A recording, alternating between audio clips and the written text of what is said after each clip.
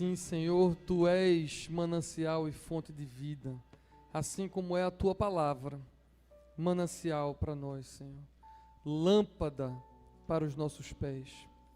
Então agora nós te pedimos, Senhor, que nos ilumine com a Tua palavra e nos alimente com o Teu manancial, para que saiamos daqui edificados, cheios da Tua presença, Senhor.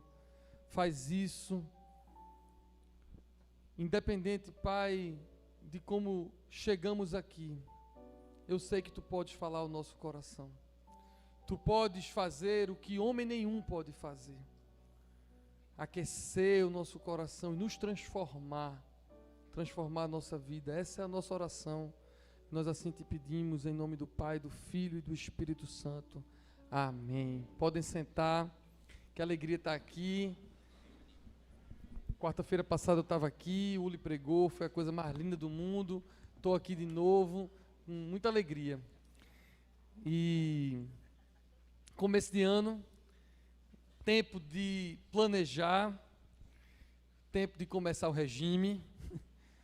Povo que comeu muito no Natal e no Ano Novo. Sempre tem aquele camarada que está planejando o regime nos primeiros dias do ano. Ou então planejar o exercício físico. Outras metas e outros planos. E como nós estamos na igreja, tempo também de planejar a nossa espiritualidade, de como é que a gente vai exercitar a nossa espiritualidade. Mas pode, e a fé aumenta? Aumenta. Jesus estava contando uma história e disse que a nossa fé for do tamanho do grão de mostarda, acontece uma coisa. Se ele disse isso é porque a fé pode ter vários tamanhos. Pode ter uma pequena fé, pode ter uma maior fé. Jesus se encontrou com uma mulher cananeia no Evangelho, e Jesus disse, grande é a tua fé. Ou seja, a fé pode ser grande, pode ser pequena, e você está aqui hoje, eu sei, como eu também, para exercitar a fé, para que a nossa fé cresça. E vamos criar então metas de espiritualidade para 2024, para a nossa fé crescer, que deve ser assim. A melhor forma de exercitar a espiritualidade, as melhores formas, existem muitas, mas as 3 formas campeãs de exercitar a espiritualidade é orando, quando você ora, quando você lê a palavra, lê a Bíblia, e quando você vem à igreja.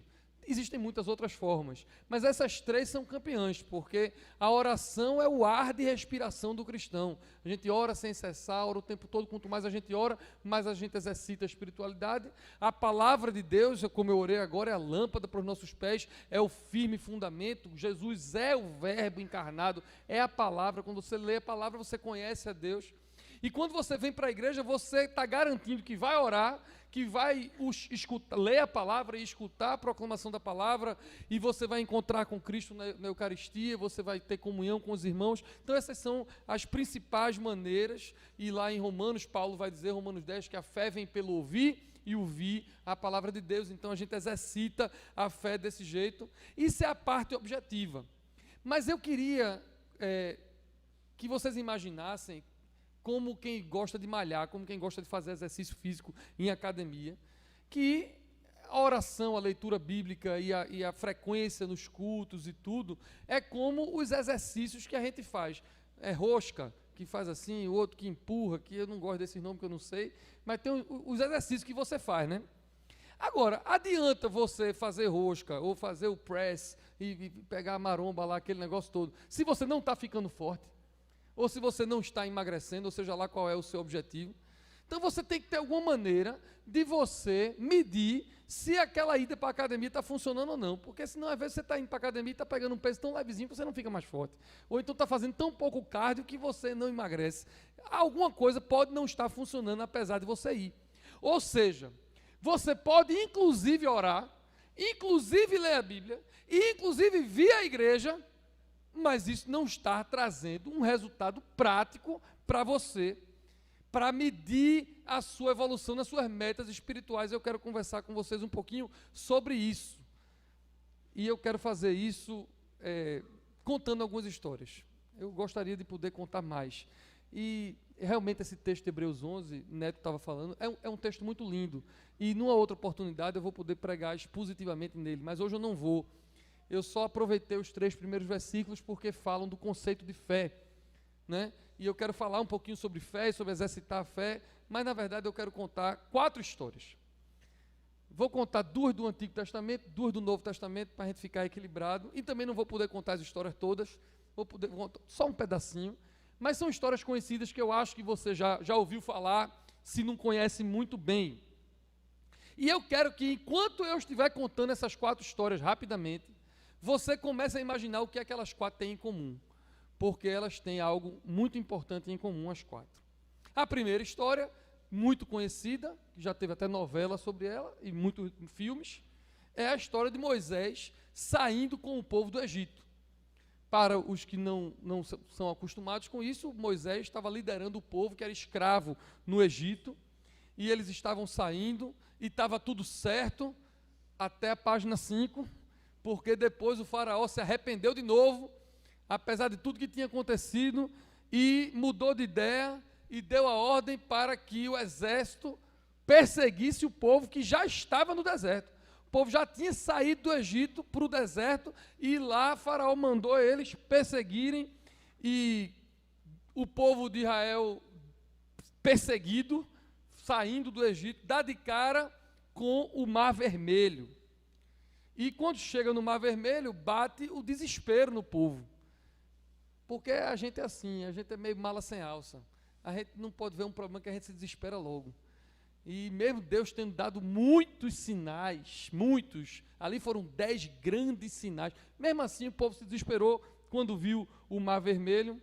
Moisés mandou o povo acalmar, o que resolveu 0 problema, porque todo mundo não estava calmo, mesmo ele dizendo para o povo se acalmar, o povo estava desesperado, e ele veio com uma ordem estranha para quem já estava com medo. E a Bíblia diz que o exército de Faraó já estava acampado perto de onde estavam os hebreus naquela hora. E Moisés então diz assim, quer dizer, Deus diz a Moisés, e Moisés dá o recado para o povo. Deus diz assim para Moisés: diga ao povo que marche. E Moisés então diz ao povo para marchar, e Moisés estende o seu cajado, e vocês conhecem a história, o mar abriu, o fundo do mar, diz o texto, virou terra seca, e o resto da história vocês conhecem. Quando o povo passou, o exército de Faraó estava no meio do mar, o mar fechou. Então só quem passou foi o povo hebreu, o povo do Egito morreu. Essa é uma história. Vamos para a segunda história, ainda do Antigo Testamento, um pouco tempo depois, alguns anos depois. Eles passaram muitos anos no deserto, 40 anos no deserto, e chegou a hora deles saírem do deserto, saírem do Egito, para entrarem em Canaã, na terra prometida, na terra de Israel. Eles iam entrar, já não era mais Moisés. Moisés não pôde entrar, já era o sucessor de Moisés, era Josué que liderava o povo. E aí, tudo certo para entrar, a cidade que eles precisavam conquistar para entrar na terra, era a cidade fortificada de Jericó.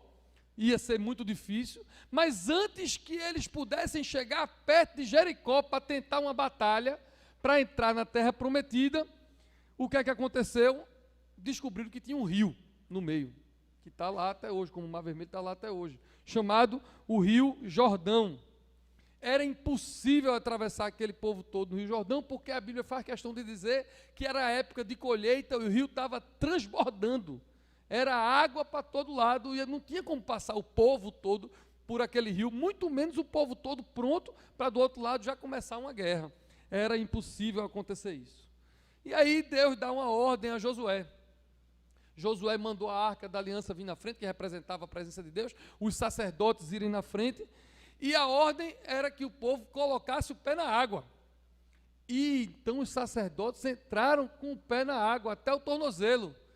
E aconteceu com o Rio Jordão a mesma coisa que aconteceu com o Mar Vermelho.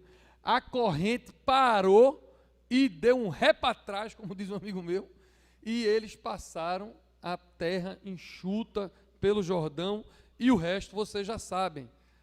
eles deram voltas em Jericó, os muros da cidade caíram e eles conquistaram a cidade e entraram na terra prometida. Agora vamos para duas histórias do Novo Testamento, também bem conhecidas. A primeira é a história dos 10 leprosos que foram e se encontraram com Jesus no meio do caminho em Samaria. Jesus estava andando, se encontra com 10 leprosos, eles ficam longe de Jesus, porque a lei obrigava eles a ficarem longe, porque era uma doença que pegava, era contagiosa, e a lei dizia que quem tinha lepra tinha que ficar com muitos metros de distância. Eles de longe gritaram: Jesus, tem misericórdia de nós. E Jesus dá uma ordem. Jesus não chega junto. Em outro caso, Jesus chega junto e cura, mas nesse caso, Jesus não chegou, não tocou, não curou, não fez nada. Jesus só disse assim: vá e se mostre aos sacerdotes, porque a lei também dizia que aquele que estava curado de lepra, ou que achava que estava curado de lepra, antes de ter convívio social, tinha que se mostrar ao sacerdote, porque na época o sacerdote era tudo, era quem ia ver se o cara estava curado mesmo, para dar o aval de saber se ele podia sair desse isolamento. Então Jesus dá uma ordem para os 10 e dizendo assim: vão se mostrar aos sacerdotes. E no caminho eles foram curados. E o resto vocês também já sabem.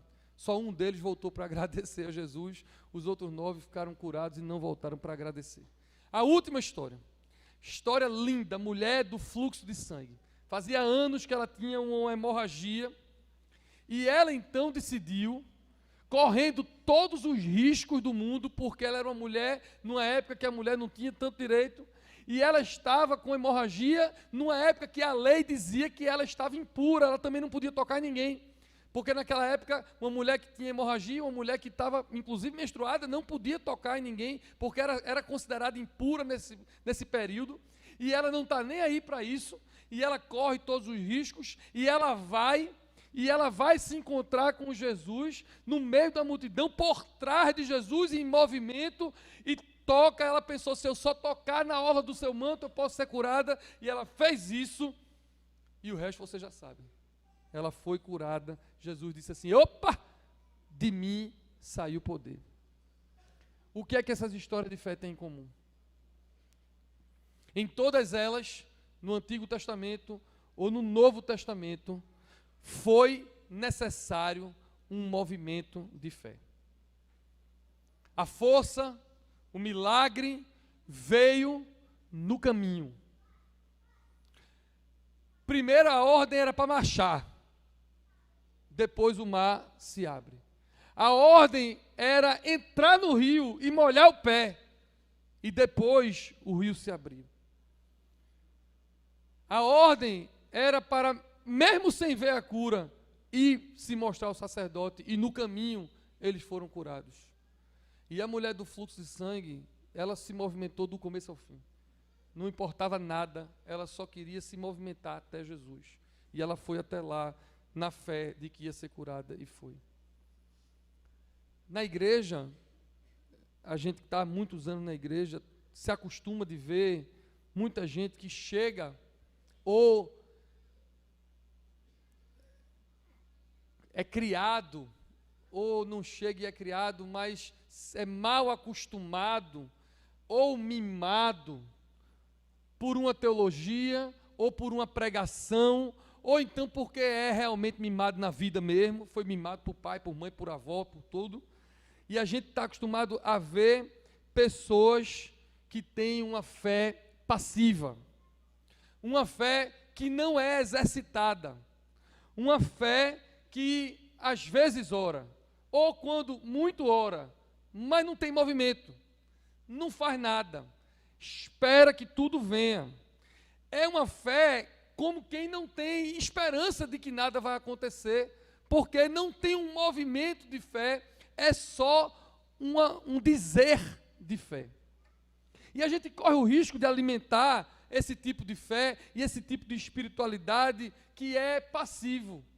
É como se você viesse para o culto aqui numa quarta-feira, igreja cheia, nos domingos, é como se você ouvisse sermão no YouTube, lesse a Bíblia, ou quando você não lê, fica ouvindo música no carro, bota louvor, pede oração. É como se você malhasse, mas não ficasse forte. É como você corresse e não emagrecesse. É como se você fizesse alguns exercícios que não tem na prática aplicação. E a fé, segundo o autor de Hebreus, que Neto leu, é a certeza das coisas que se esperam. Que se esperam. O povo de Deus é um povo que tem fé, portanto é um povo que tem esperança. Nós somos um povo que tem esperança. Para nós, nunca nada está perdido. O mundo diz que a esperança é a última que morre. Para a gente, a esperança pode morrer. Não faz questão, porque Jesus morreu e é a nossa esperança. Ele ressuscitou, ele venceu a morte. A nossa esperança venceu a morte. Portanto, não faz sentido uma espiritualidade de vir para culto, ou de ler a Bíblia, ou de na internet seguir quem for, se você não for dar passos de fé. Se você não for se movimentar pela fé. Não faz sentido. Eu gosto de futebol, gosto de esporte, gosto de tênis. Eu sou um cara que gosta de esporte.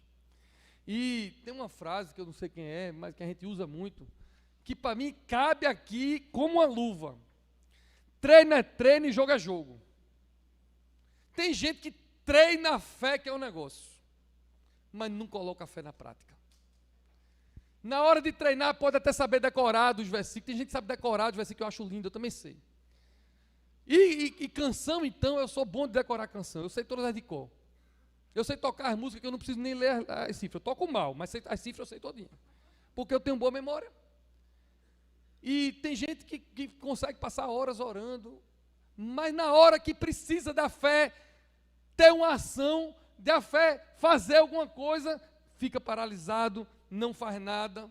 Aí a pergunta devocional para você hoje é: você está lendo a Bíblia? Você está orando? Você está vindo? Amém. Glória a Deus. A pergunta mais importante é: você está vivendo a sua fé? Você está servindo a Deus enquanto serve aos seus irmãos? Você está amando alguém? Você está avançando na fé? Nosso bispo gosta de dizer avante, e não é um chavão. É porque a Bíblia diz que as portas do inferno não vão prevalecer sobre a igreja que avança. A pergunta é se você avança, ou se você não avança, você só vai escorado em alguém que está avançando. Porque você não coloca a sua fé em ação muitas vezes. Eu estou falando essas coisas e eu queria que você, cada um, refletisse em todas as áreas. Isso tem a ver com cura física, mas isso tem a ver com o seu trabalho, isso tem a ver com seus filhos e a sua família, isso tem a ver com o seu ministério na igreja. Eu não sei qual é o perrengue que você está passando, eu não sei quais são, o que é que habita as suas orações, mas seja em qualquer área da vida, você precisa colocar a sua fé em ação. E eu vou dar um testemunho para vocês aqui. Eu até achei que ia ter pouca gente, porque assim, primeira quarta-feira do mês, o povo de férias. Aí eu disse: rapaz, eu vou dar um testemunho lá, porque eu acho que não vai ter tanta gente. Me assustei quando eu vi a quantidade de gente. Mas agora vai mesmo. Quando eu conheci Paula, a minha esposa, eu imediatamente quis casar com ela. Óbvio, ela é muito linda. E eu não queria perder para ninguém. Então eu, com um mês de namoro, pedi ela em casamento. Um mês de namoro. Não façam isso. Ou façam, se Deus mandar, não sei. Eu estou dizendo que eu fiz. Eu quis me casar com ela. E eu fui de uma época na minha igreja, na igreja que eu cresci, na Trindade, e eu estava numa cultura dos jovens da minha igreja naquela época, em que se cobrava muito, assim, e Deus falou com você? E Deus lhe autorizou? As pessoas me perguntavam muito, eu era um líder já da igreja, não era qualquer pessoa. Quando eu cheguei namorando com Paula e dizendo que já tinha pedido ela em casamento, já estava doido, o povo dizia assim: Deus falou com você? E eu tinha que dizer para todo mundo a verdade, porque eu não ia mentir. Eu disse: não, Deus falou comigo não. Mas você não tem condição de casar agora. Eu digo: eu sei que eu não tenho condição de casar agora, mas eu tenho medo de perder a bicha, porque vê, eu comecei a namorar com Paula, eu tinha 21 anos, e Paula tinha 24, ela é 3 anos mais velha do que eu. Então a mulher com 24, pós-graduada, eu ainda na faculdade, se eu não peço ela em casamento, ia chegar outro na minha frente, né? Então, eu não tinha argumentos espirituais nenhum. Meus argumentos eram o seguinte: eu estou apaixonado, eu quero casar com ela, Deus não falou nada comigo, mas eu estou orando para Ele me abençoar. E um pastor que cuida da minha vida até hoje, há muitos anos ele cuida da minha vida, o pastor Fred Souto, que está agora em Portugal. Fred me chamou para conversar, porque eu era um menino muito, assim, impulsivo. Eu ainda sou, mas já melhorei muito. Mas eu era muito mais.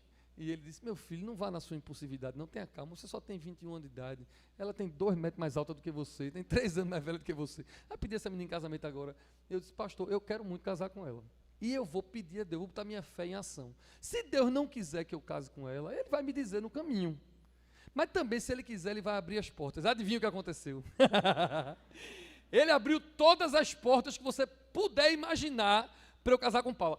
Aí hoje, se você me perguntar, foi de Deus, eu estou com 20 anos de casado, 23 de namoro, porque eu pedi ela em casamento, mas tive que esperar 2 anos para noivar mesmo e casar, né?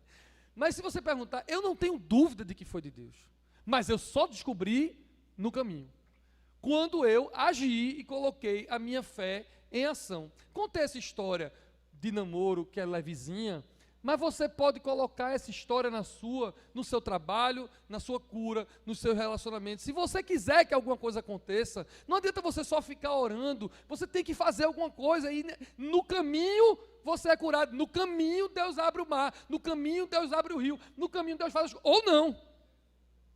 Mas Ele vai fazer quando você tomar uma atitude. Quando eu fui me tornar pastor, eu não queria ser pastor, diferente de Paula, que eu queria muito. Eu não queria me tornar pastor, mas eu fui descobrindo que talvez Deus quisesse. Muitas coisas aconteciam e eu achei que não teve jeito. Depois de muito correr, eu decidi que ia ser pastor. E no dia que eu decidi que ia ser pastor, o meu bispo me perguntou assim, você está certo disso? Eu disse, não, o senhor está certo disso, eu não estou. Aí ele fez, mas eu estou. Eu digo, então pronto, eu estou indo na sua fé, na da minha mãe, na minha mulher, eu estou indo na fé de todo mundo, mas na minha eu não estou. Mas eu fui a mesma oração, Senhor, se o Senhor tiver nesse negócio para eu virar pastor, o Senhor me mostra onde? No caminho. Então eu não paro, eu vou e Deus vai me abençoando. 2 meses depois de eu virar pastor, se você me perguntasse, eu ia dizer, foi de Deus. Era importante, era necessário. Mas antes eu não sabia. Quando eu vim para a Recon, foi a mesma coisa. As pessoas perguntavam, mas Deus falou com você? Eu disse, não. Por que você está indo? Porque Deus falou com Dom Paulo, Deus falou com Dom Alexandre, Deus falou com minha mulher, Deus falou com minha equipe, Deus só não falou comigo, mas eu vou no caminho. No caminho, ou Ele fecha as portas e eu não vou, ou Ele abre as portas e eu vou. E eu, olhando para trás, tem 2 anos que eu estou aqui, eu não tenho nenhuma dúvida de que era para eu estar aqui.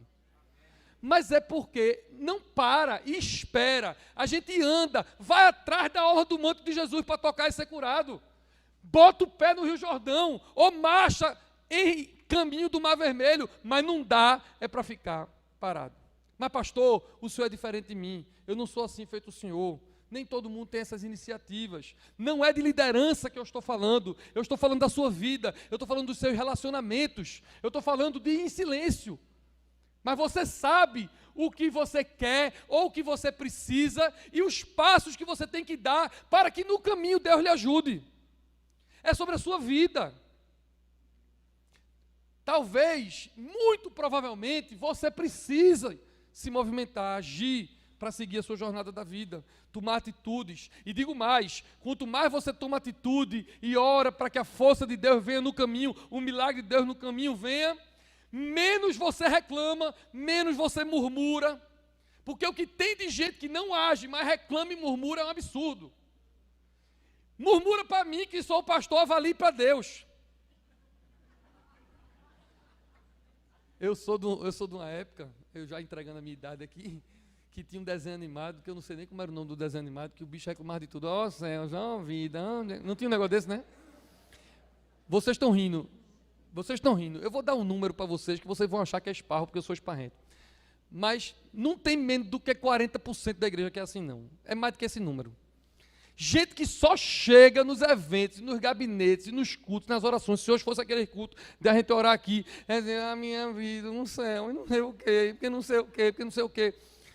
É um absurdo de gente que não age, que não corre, que não clama, que não chora, que não grita, que não vai, mas reclama. Quanto mais você age, menos tempo você tem de reclamar. Quanto mais você vai atrás e diz, Deus me ajuda nisso, Seja a força que eu não tenho, seja a coragem que eu não tenho, o ar que eu não tenho, menos tempo você tem de reclamar. E tem um pastor, que eu não sei, eu acho que ele não é mais pastor, mas ele era pastor muitos anos atrás, de uma igreja em Chicago, chamado Bill Hybels. Ele conta uma história muito interessante, a história é dele, mas podia ser a minha, porque já aconteceu parecida comigo, coisas bem parecidas. Ele conta que um dia ele pregou na igreja dele e depois do culto, na porta da igreja, uma mulher chegou para ele pedindo oração e por causa de um assunto específico, de um relacionamento, ela vivia um relacionamento abusivo e ela pediu oração e ele orou por ela, porque pastor faz isso, né? Orou por ela. Passou. 15 dias depois, ele foi pregar de novo na porta, quem estava? Ela. E ela foi lá e pediu oração de novo por conta daquele relacionamento abusivo. E o pastor, cheio de graça, cheio de amor e cheio de paciência, fez o quê? Orou por ela. 15 dias depois, ele estava na porta e a mesma mulher apareceu, faceira, e pediu oração. E o pastor? Rapaz, esse pastor é uma tranquilidade, rapaz. Igual a Zé de Paula. A coisa mais linda. Toda a paciência do mundo e o sorriso. E o pastor orou por ela. Aí, na quarta vez, uns 2 meses depois, o pastor não estava num dia muito bom. O pastor estava mais parecido comigo do que com o Zé. Ele estava provavelmente cansado, um dia difícil. Ou então, o Espírito Santo realmente estava querendo usar ele de uma forma mais enérgica, decidiu usar ele de uma forma diferente, e essa pessoa procurou ele com o mesmo pedido de oração, com os mesmos sofrimentos que eram reais. Sofrimentos verdadeiros, um relacionamento abusivo de verdade, era verdade. Sendo que naquele dia o pastor segurou ela com as 2 mãos pelos ombros assim, e disse: minha irmã, hoje eu não vou orar por você não. Hoje você vai sair daqui agora, e vai pegar seu carrinho no estacionamento, e vai atrás da casa da sua mãe, do seu pai, da sua melhor amiga, de quem for para lhe ajudar, para lhe dar força, mas você vai acabar esse relacionamento é hoje. Quem está dizendo a você sou eu. E ela disse assim: não consigo, não tenho força. Ele disse: eu não tenho dúvida de que você não consegue e não tem força, mas no caminho Deus vai lhe ajudar. E ele disse isso para se livrar dela, mas disse isso com coração no negócio, com convicção, porque o fato dele querer se livrar não quer dizer que o que ele disse não era verdade, né? E ele disse: no caminho veja Deus agir. Eu guardei essa frase quando ele contou essa história. No caminho veja Deus agir. E ele conta que alguns dias se passaram, ele terminou de pregar, e ele olhou ela no final do culto. Ela não veio falar com ele, mas ela deu um sorrisinho para ele, que ele sabia que aquele assunto estava resolvido. Porque no caminho Deus agiu. Deus foi a força de quem não tinha força. Deus foi a coragem para aquele que não tinha coragem. E eu estou pregando aqui, eu não sei, não conheço a maioria de vocês, nem de que está na internet, mas tem gente aqui que pode estar numa relação abusiva e pode estar dizendo: eu não tenho força para acabar, eu não tenho força para me livrar. E eu vou dizer a você, no caminho, se você fizer, Ele vai lhe ajudar. Tem gente que pode estar dizendo assim para mim, na cabeça: pastor, eu até experimentaria essa mudança de emprego, mas eu não tenho coragem para isso. E eu vou dizer a você: vá no caminho, deixa Ele ser sua força. Ou alguém pode estar dizendo assim: eu até me disporia a servir nos ministérios, a estudar para ser pastor, eu até gostaria, mas me falta alguma coisa. E eu vou dizer: vá no caminho. Deixe Deus ser o que você não é, deixe Deus fazer o que você não consegue fazer. Vá na direção que você crê ou que você precisa e espere o agir de Deus. Ouça bem o que eu vou dizer agora.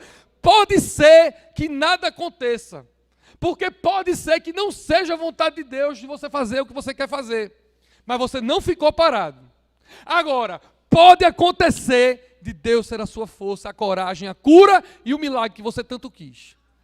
Quando você se movimentar, saia disposto a se movimentar, a mandar um zap para alguém, saia disposto a fazer uma ligação para alguém, resolver uma situação. Coloque a sua fé em prática, comece a exercitar aquilo que você só ficou na academia fazendo e não sabe se está forte ou não. Comece a exercitar hoje. Colocar a sua fé em prática na sua família, no seu trabalho, na sua igreja. Bota a fé em prática. Se você nunca exercitou, então comece a exercitar um pouquinho antes, leia a Bíblia, ore, venha mais para culto, se fortaleça uma coisinha. Mas depois, bote a fé em ação. E se você já lê, já ora e já vem, comece a botar a sua fé em ação hoje. Amém? O resto do texto de Hebreus 11, a gente chama de a galeria dos heróis da fé. E eu fiquei muito tentado a ler o texto todo, porque o texto é muito lindo. Mas eu não vou. Mas eu escolhi alguns versos que eu quero ler. Poucos. Quando você for matar sua curiosidade em casa para ler Hebreus 11 completo, você vai encontrar com o versículo 11 que diz assim: pela fé também a própria Sara recebeu poder para ser mãe, não obstante o avançado da sua idade, pois teve por fiel aquele que lhe havia feito a promessa. Eu não sei qual é a promessa que Deus fez a você, ou se você precisa ser mãe. Eu sei que Deus pode fazer todas as coisas na sua vida. O 24 e o 25 dizem assim: pela fé Moisés, quando já homem feito, recusou ser chamado filho da filha de Faraó, preferindo ser maltratado junto com o povo de Deus a usufruir prazeres transitórios do pecado. Alguns de vocês não conseguem dizer não para o pecado, para aquele vício, para aquela mulher ou para aquele homem, e você não consegue, mas vá no caminho que Deus por fé lhe ajuda. E por último, o 32 em diante, eu prometo que eu vou acabar agora, o Eliel e a banda podem chegar. O 32 em diante diz assim: e o que mais direi? Certamente me faltará tempo necessário para referir o que há a respeito de Gideão, de Baraque, de Sansão, de Jefté, de Davi, de Samuel e dos profetas, os quais por meio da fé subjugaram reinos, praticaram justiça, obtiveram promessas, fecharam a boca de leões, extinguiram a violência do fogo, escaparam ao fio da espada, da fraqueza tiraram força, fizeram-se poderosos em guerra, puseram em fuga exércitos de estrangeiros. Quando eu li isso, eu digo: meu Deus, eu quero isso para mim, e eu quero isso para cada homem, cada mulher que vai estar na Catedral da Reconciliação hoje. Da fraqueza tiraram força. Quando você está fraco, aí é que você está forte, porque não é você, é Deus em você. Se você acha que está fraco para decidir, para lutar contra o pecado, ou contra um desespero, uma doença, uma situação, deixa Deus ser a força que você não tem. E você vai poder dizer, como o autor de Hebreus: da fraqueza eu tirei força, porque Deus é a minha força. Será que eu estou pregando para heróis da fé hoje? Como só teve um glória a Deus e um aleluia, eu vou repetir. Eu gostaria que houvessem mais glória a Deus e aleluia. Você escolhe qual dos dois você quer, se glória a Deus ou se aleluia, mas eu vou repetir, porque merece uma resposta melhor. Será que eu estou pregando para heróis da fé hoje? Eu gosto assim, espontâneo, Isaac.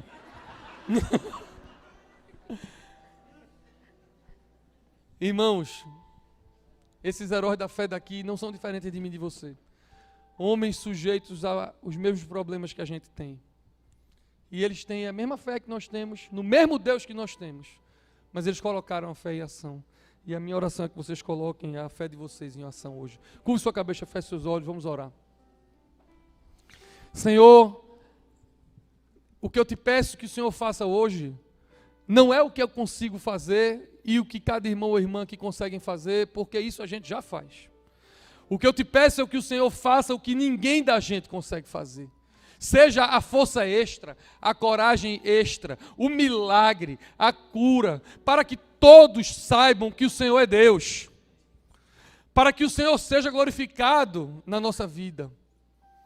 Abençoa os nossos propósitos, os bons, aqueles que coincidem com a Tua santa vontade. Abençoa aquilo que a gente quer fazer para Ti, abençoa a Maroca que vai viajar para Ti e para o Teu reino. Abençoa, Senhor, todo mundo que está sonhando com um 2024 mais perto de Ti, como o Manuca orou no começo do culto. Faz aquilo que a gente não consegue fazer. Nós estamos dispostos a ir no caminho. Nós estamos dispostos a marchar, a colocar o pé no rio, a sair atrás da orla do teu manto. Nós estamos dispostos a ir no caminho, encontra conosco e faz o que só tu podes fazer. Abençoa cada um de nós que está aqui hoje. É assim que eu oro em nome de Jesus. Amém. Glória a Deus.